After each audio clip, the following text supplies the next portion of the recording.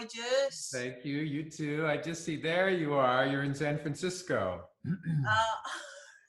I'm actually not in San Francisco. I don't know how to get that green screen thing off. I kind of figured, but it's totally nuts. I mean, I am a sucker for San Francisco, but yeah, that's kind of not where I am. I'm in Brooklyn. Yeah. How are you? How are you handling this? Yeah, handling and still working. I have a full-time teaching post, and because of the way the economy has shifted, the teaching, has to go on.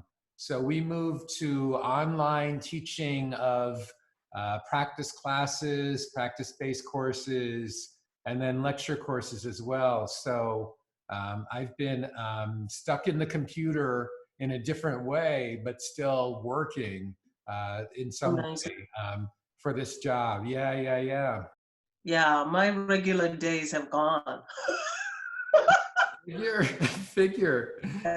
My days are just a helter-skelter. I try to, figure out what to do, set myself tasks. Yeah. How are you navigating your own feelings about being inside so much? Yeah, that's crazy. It's up and down. Mm-hmm. I thought I would fast. Yeah. Just to get a discipline, something difficult, because our travels, our constant travels, mean that we are negotiating challenges at such a rapid pace. So the body is kind of used to kind of an endurance, and the spirit too, and emotionally, kind of used to extreme stress levels, which are also, life-giving and joyful, and we do it as a group. So to suddenly be alone, and I don't have the great outdoors, so my fire escape is my outlet. It's up and down. It's really, really, so, going from like overeating, overstressing, to kind of no eating. It's just the whole wide range. It's really, really difficult to find a rhythm. Yeah, that rhythm question is huge. I've had days when I didn't know what day it was.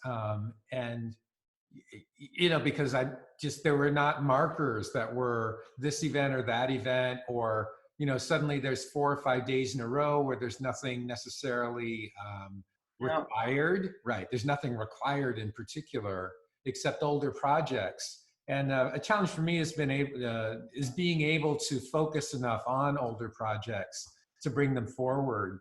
And some people are trying to sort of just keep moving on, and others are really just taking a different tactic or feeling overwhelmed. I'm not sure which, maybe a little bit of both of those for all of us.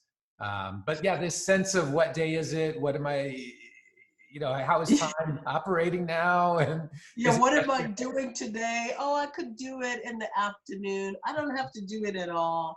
Maybe I could stay in bed. I guess we are all creatures of habit too.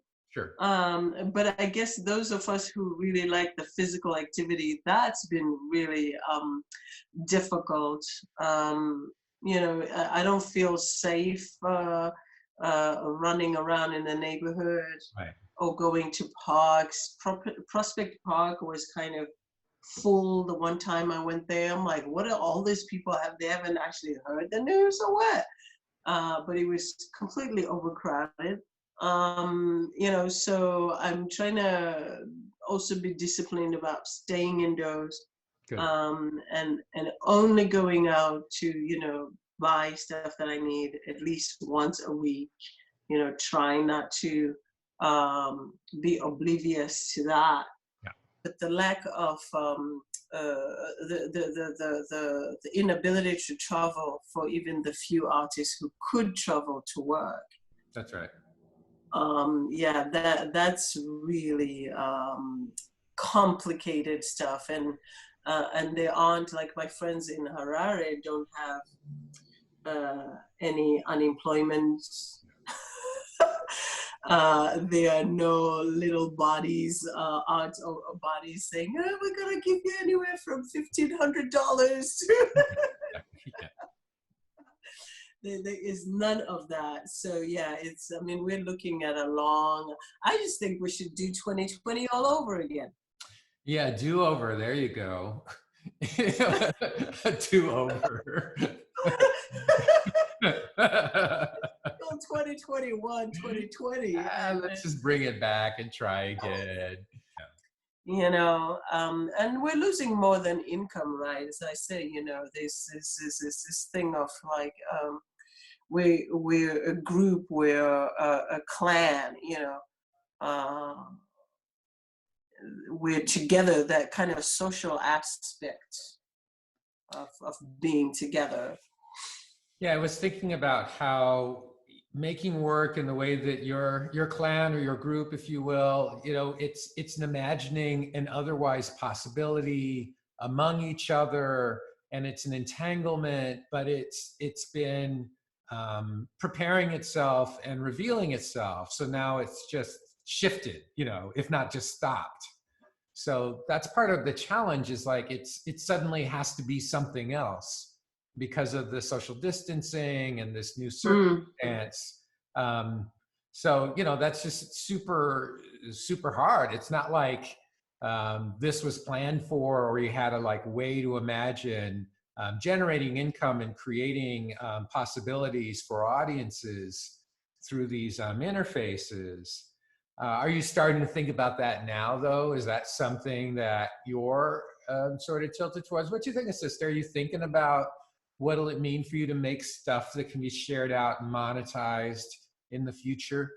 Woo! Yes, that's yeah. I think almost immediately that's kind of where I was going, because also the work that I'm invested in really needs intimacy, and kind of this constituency building, like, you know, bodies close to each other, this kind of fellowshipping and congregating, and removing physical distance from, you know, from bodies, and I feel that way of being is, you know, we're losing faith and trust every day with this social distancing, and especially since we call it social distancing. Yeah. It's like, I really, I mean, it's that those two words really made me panic, because I think, you know, of course, given the history of Western performing arts, you know, like the proscenium and all that kind of, that distance was sort of a given, right? In more the academic way of performing. And I never really enjoyed it, even though it was interesting to kind of learn how to deal with the proscenium, Right. and all of that it asks you to do. But, you know, the freedom of being in different spaces, and the conversation that emerge outside of those proscenium stages is so useful to me. Mm-hmm. So thinking around, like, what's the future without that is really. So I've been thinking, like, what happens if the work were to move outdoors? Okay. Are people going to be happier being outdoors and looking at work? Like, would the outdoors allow us enough, you know, a kind of a safety, a feeling of safety? Like, you could distance enough outdoors and not worry about somebody sneezing too close to you. and then what happens to ideas of sound, color, density when you're outdoors. You know, so I'm thinking about these things like, and also I've been trying to build my opera kind of in between the touring. And I was really, really keen to think about scale, Okay. large scale, for the opera, because I think operas give you an opportunity to think about larger scales, but because I also feel it's I'm ready now to wrestle with just, you know, bigger. So what to do with this kind of thing that I was constructing with an indoors kind of space? Yeah, I am thinking. I haven't landed anywhere really, other than maybe you know, scale is not going to be as grand as I was hoping for the very near future. Maybe you know, thinking small again. I don't know, but clearly, you know, I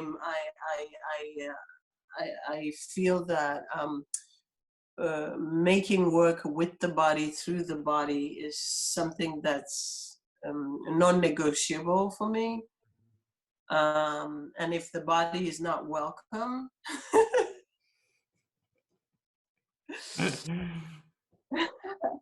then I don't really have a plan. I don't really have a plan. I wish I could say I could do something else. But I don't. I think even, you know, working towards something else would take so many years of like learning new skills. I don't know if the world needs, you know, more of us doing other things.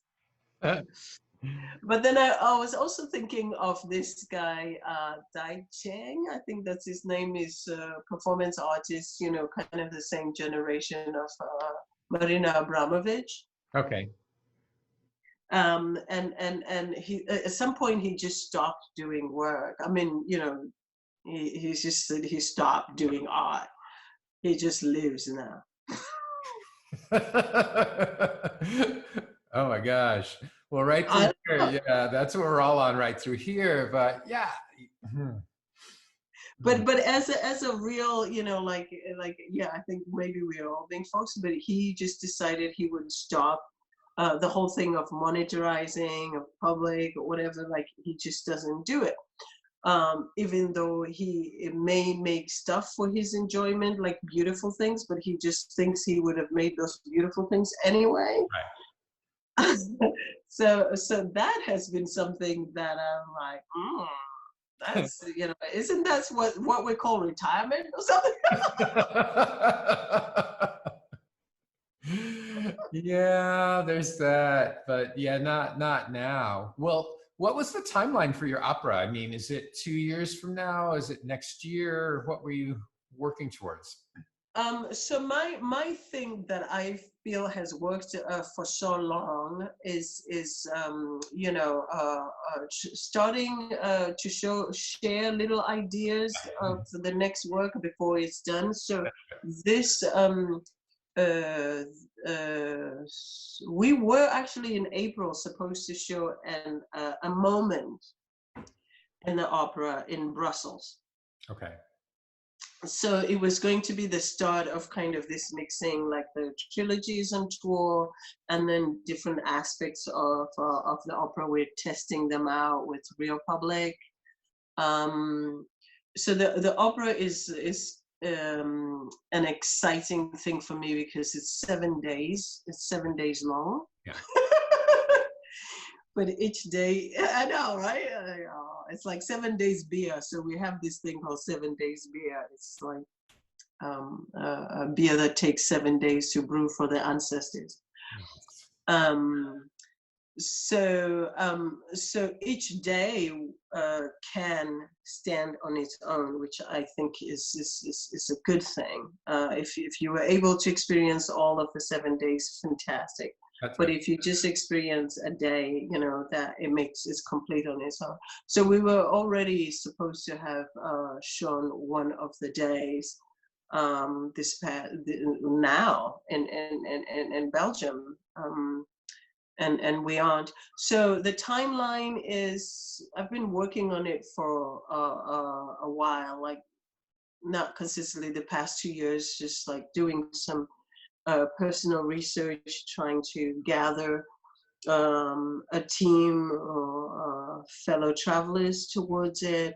We've had a really good residency and packed last year, Zolverin, last December.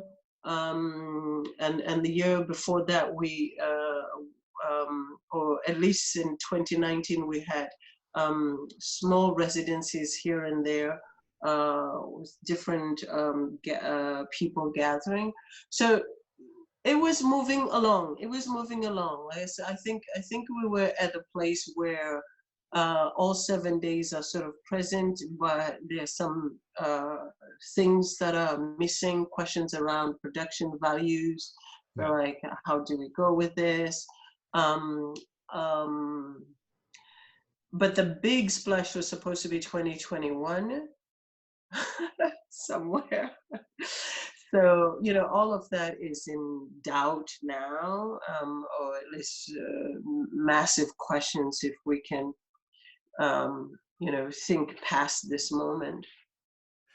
Yeah, it's the kind of intangible missings of this time, like the things that are, you feel them because you know they were your plans and what you were up to. But I think many people don't understand how artists' lives are sort of entwined with these possibilities, and things unfold through time and through a bunch of different sort of engagements. It's not just one shot or one show that makes the thing happen.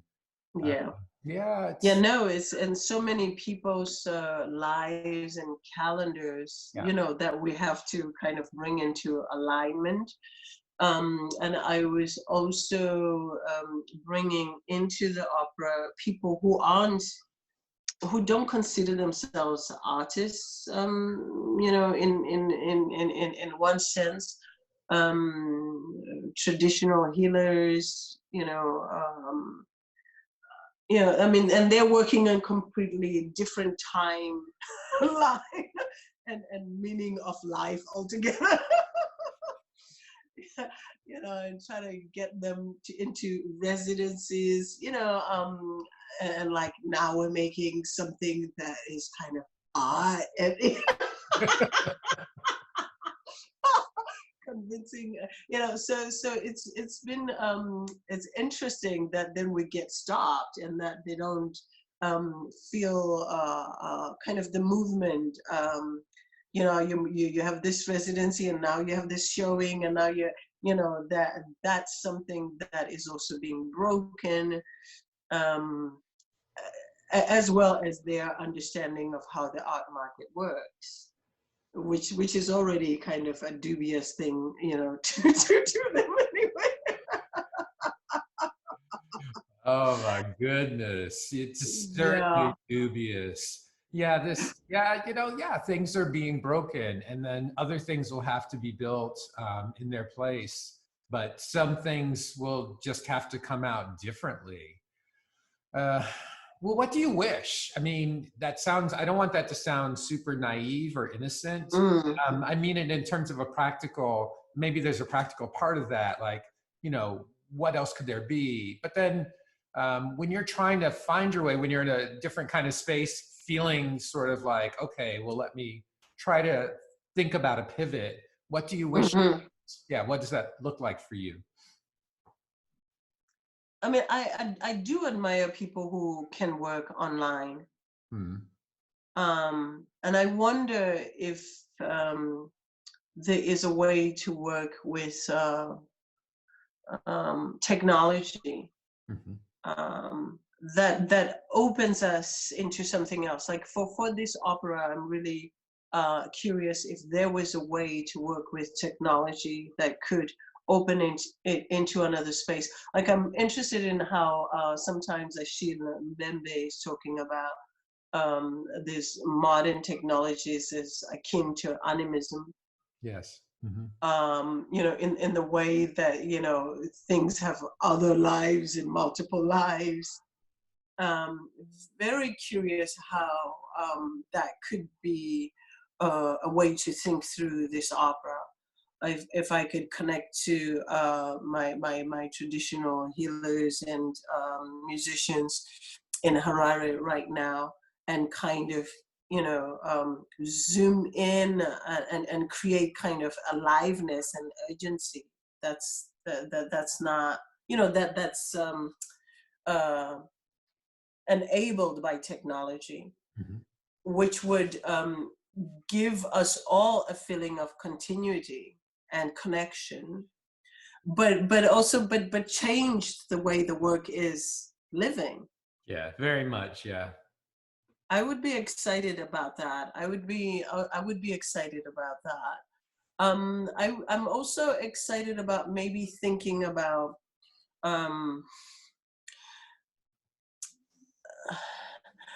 how to start organizing the life that I've had in the dance through the body. Yeah. Like beyond archiving. Yeah. Beyond archive. I think, you know, we talk so much about archive, or it's become also something that you talk about, and it's a little bit flat. Yeah. What could that look like to gather all these? So when I started to make dances, we were still making posters and giving flyers out. Like to kind of start really thinking about all the material that already exists. Is there a way to animate that stuff, all that material? That beyond, as I say, an archive, or just the stuff sitting in a room in a library somewhere or online somewhere. So I'm excited to think about, you know, what does it mean to have gathered a bunch of things? And I'm sure you do too, have all these objects, have, you know, Sure. including even the physical memory of doing.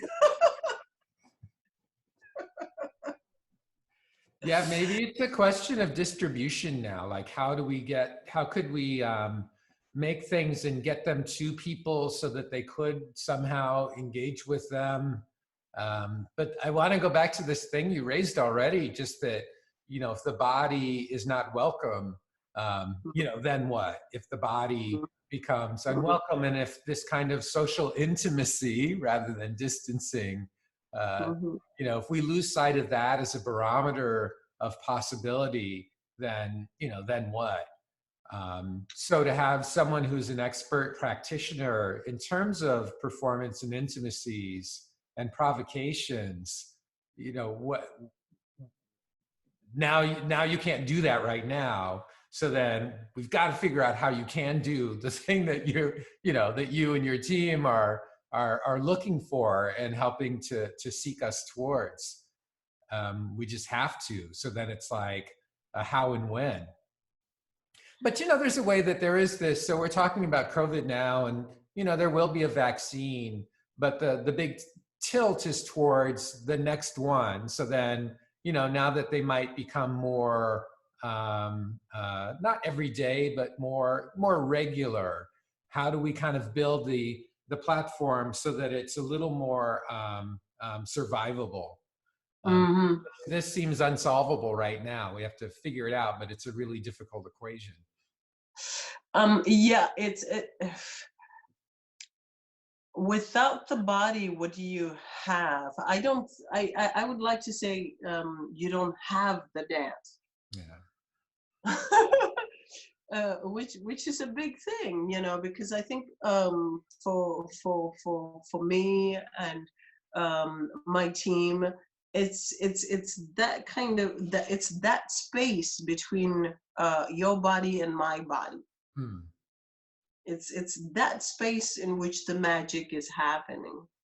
You know, I could be doing magnificent things in my house, in my space, in my studio, but it's not until there is another body, and probably a body that I don't know, which is why, you know, an audience is so, you know, because an audience of your family and friends is different from an audience that you don't know. I think that public you don't know is really where it's at.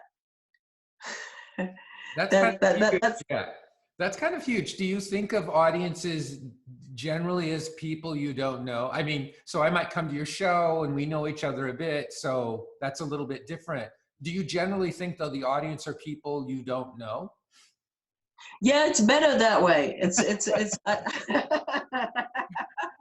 It feels less incestuous, you know, in a way. But even audience that you do know, like, you know, you know, they're different levels of knowing. Sure. So I don't count people who come like into the studio to see work in progress as the audience. Yeah. I think they are part of the work in a way. Or at least of the thinking. So they're less reliable. I find them more unreliable as a marker of what's unfolding in the space. Because I think, and I feel this way when I go to see friends of mine perform, I'm so taking care of them. Mm-hmm. Yeah. and I can't not take care of them. Like, that's just the nature of knowing people. But people who don't know you are coming with hopefully both an open heart and open mind, and a curiosity, but also a keenness to what is going down here. And so that keenness is charged. And it's what makes the space risky, unknowable to an extent, and makes everything live. So you have to live that moment. Yeah. So I think yes, in many ways, a public that I don't know is the public. Do you think of it in terms of your work as the place where you meet, or might you think of it a little bit that it's a chance for them to get to know what you're up to, or for you to provoke them? I'm just curious about this, how this unfolds. So we meet and we don't know each other. So we're going to start with that as a given. Then yeah. How do you think of it? Then what happens? I think the work is the place where we meet and everything happens. It's like this magnificent blind date. Yes. Mm-hmm. It's either going to work or it's not.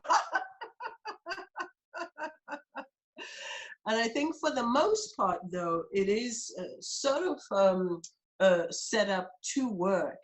And I say this in the sense that there's so many things that have happened before this blind date, before this moment of us gathering here. Meaning the people who have brought the work and the public together have kind of set up some parameters, right? So whatever they have done in terms of you know, whether it's publicities or whatever, you know, some people do more, others do less. Yeah. In any given city, either there is a public that is aware of that entity that is doing something, that particular building. There are histories that are that we're all bringing to this meeting. Mm-hmm. Which allows, you know, this blind date to succeed or not. But I mean, because we are, my team and I, we're all professionals, so we work for these moments, right? We work towards this, so it's not surprise for us, like, oh my God, what's happening? No, so we've worked for this.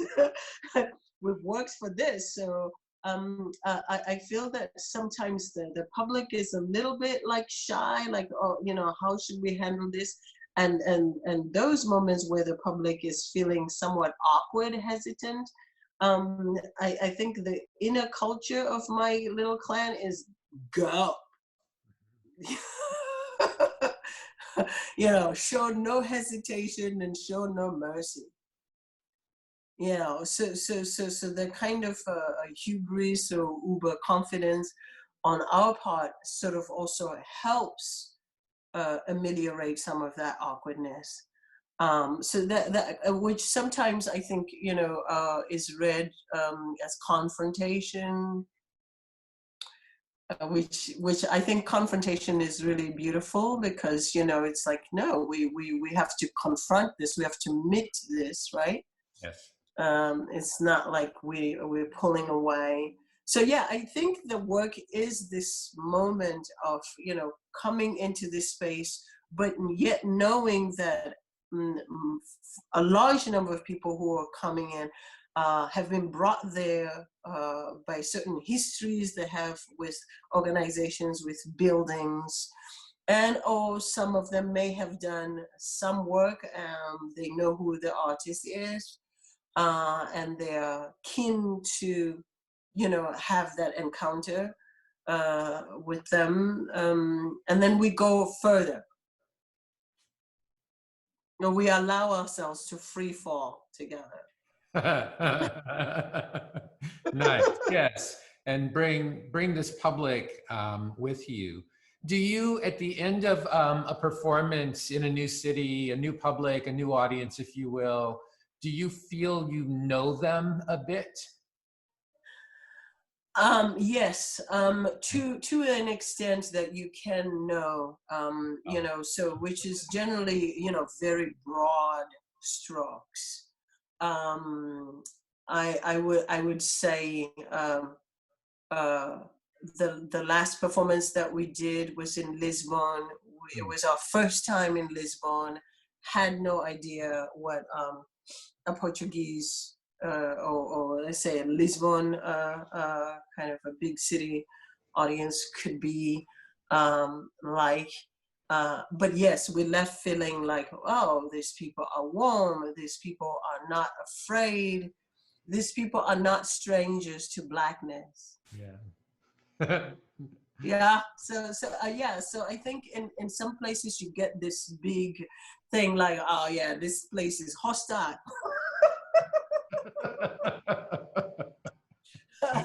Yeah. This place doesn't really get you at all, and this is not going to take 5 years. They are not going to get you ever. Oh, these people are with you. They are just with you. So you get, I think at the end, because also of this lack of distance between, your physical body, my physical body. Yeah. There is a lot of information we're sharing beyond what I'm trying to say, as like organized physical gesture.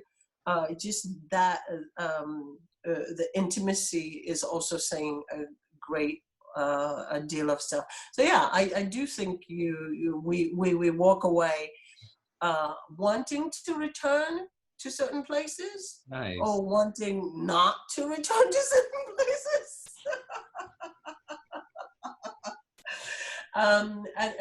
And sometimes when we're able to do the 3 hours, we have, it's enough time to get a good campus, a good reading on what's going on. And I think for them too, for the public, sometimes we, because people stay from hour 1 to hour 3, you see a lot of shifts. You know, the whole range from like being friendly to being put off to, you know, regaining composure. Yeah, it asks a lot. Something about the trilogy that I always think about is this act of deliverance that you and your team, well, we create it together. The audience, the public is part of it. But there's a way that at the end of the 3 hours, there's a certain kind of emotional and physical and social deliverance, if you will. You know, because we come together and there's not the distance has been totally reconfigured by the piece, the work, in terms of how we are with each other. You know, so that's like for me, one of the most striking achievements of that particular trilogy. And I guess I wonder, like, you know, where does that go now? Where, if we're in this social distance, where do we find communal social deliverance?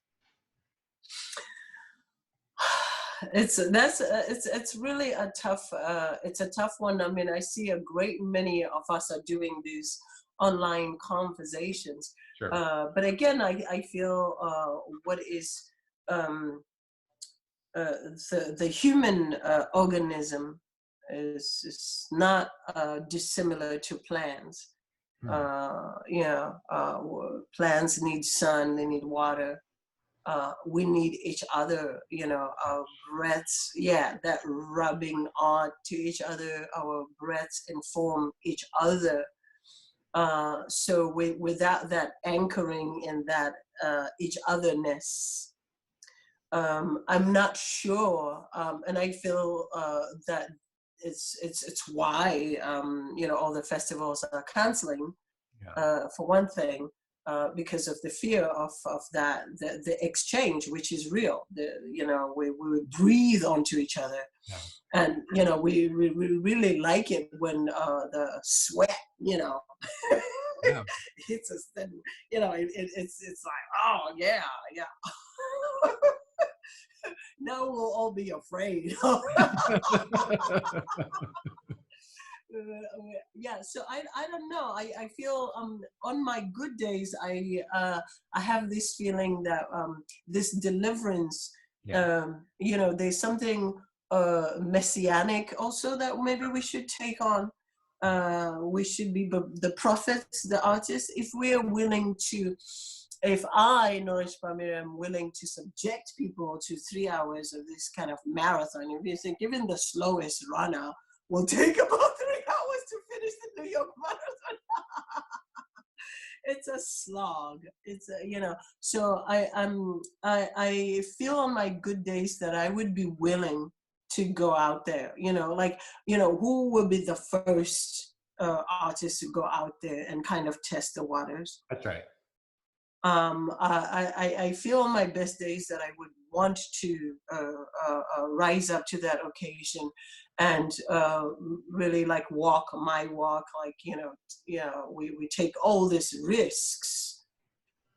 So if we are allowed to test, you know, what that looks like, I would like to be able to, you know, have the courage to do that. And not have this fear or this restraint or this protectiveness to engage. But again, as I say, you know, like I have never had to think of making work that didn't include this aspect of livingness. I've you know, and I am trying because I